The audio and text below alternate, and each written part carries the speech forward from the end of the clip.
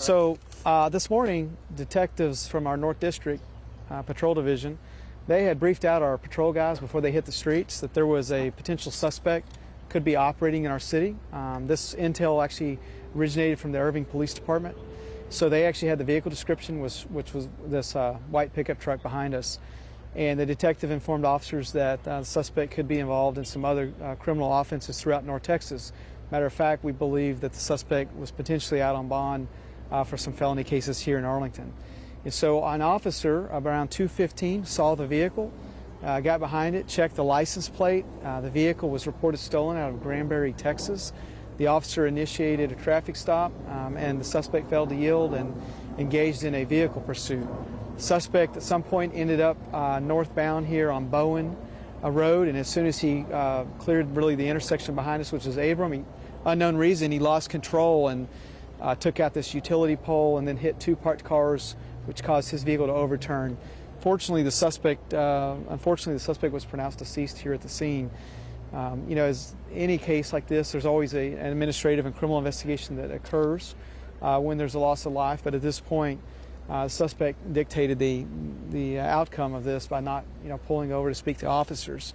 And so we're not going to release the identity. We're going to let the medical examiner make family notifications before we do that. Once that occurs, then we'll obviously have some more details about prior history that we've had with the suspect, including other North Texas cities as well. So thankful that there was no innocent third party that was injured in this particular case. Both of the cars that were struck were unoccupied at the time, and unfortunately the tragedy here would just be the suspect who was pronounced deceased. How would you describe it? Because when I saw that there was a Kroger, I was like, oh my God, people coming and going. How do you even put that into words? Yeah, these are high-risk activities. When a vehicle runs from law enforcement, we have very specific pursuit policies that governs what officers can chase someone for. A stolen vehicle is one of those items that an officer can initiate a pursuit for, and the sergeants on scene, they manage those types of pursuits, and they weigh a lot of different decisions when they decide whether the officer can continue or not. Time of day, traffic conditions, speed of vehicles. But you never can predict kind of the outcome of what may happen. In this particular case, the suspect lost control, probably due to speed, and took out this utility pole and these two parked cars. But yeah, you're exactly right. This is 2 o'clock in the afternoon. There is a lot of shoppers out and about, and you end up in a parking lot. So yeah, it could have been a different set of circumstances. We're thankful it's not, but it's unfortunate the suspect made the decision to run from law enforcement. No matter what he was facing, it would have been much better to just pull over and deal with whatever was going to come.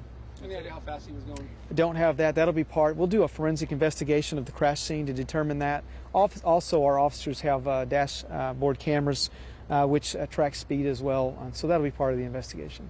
Lieutenant, how can you, how certain are you that that the suspect dictated the end result here? Yeah, the suspect dictated the result because he refused to pull over. He had multiple opportunities to pull over. Matter of fact, there was another minor collision before this where someone was rear-ended. I don't know the exact location.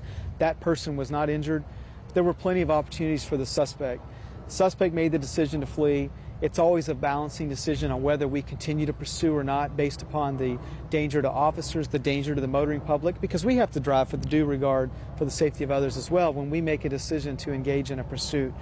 I think based upon the circumstances, based upon the fact that this is a known offender, potentially involved in multiple offenses in North Texas, out on bond for other felony offenses here in Arlington, that probably played into the decision that the sergeants were looking at the time. And so the suspect made the decision to run. He lost control, and then we have this outcome. Do you know how long this chase was? I don't know. It wasn't for very long. It was, but I don't know the exact. Get that off camera. And then just how many of your officers were tailing this guy? Yes. And where were they when this all went down? So the primary officer that was in the pursuit that got into it here on Bowen Road was behind the suspect. I don't know how close in proximity, but that officer was able to keep up with the suspect.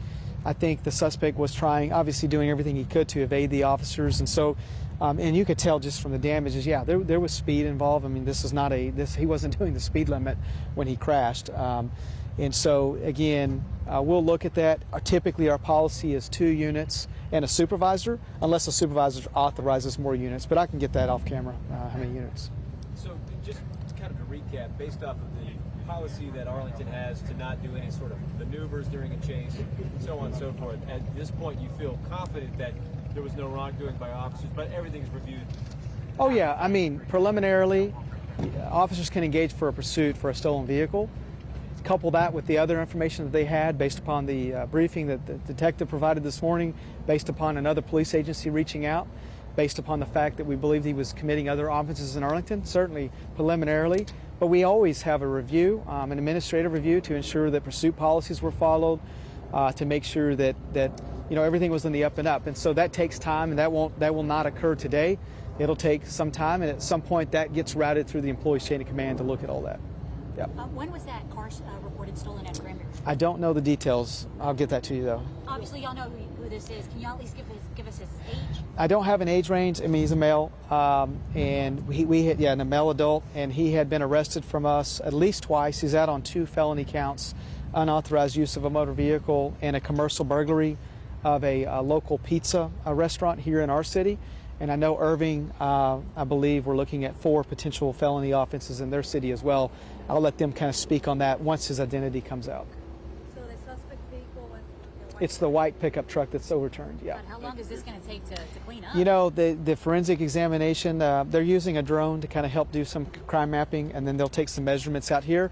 The goal will be to open the primary roadway as soon as we can. Once they get all their measurements, it should be pretty quick of getting the cars out of here. You know when the traffic stop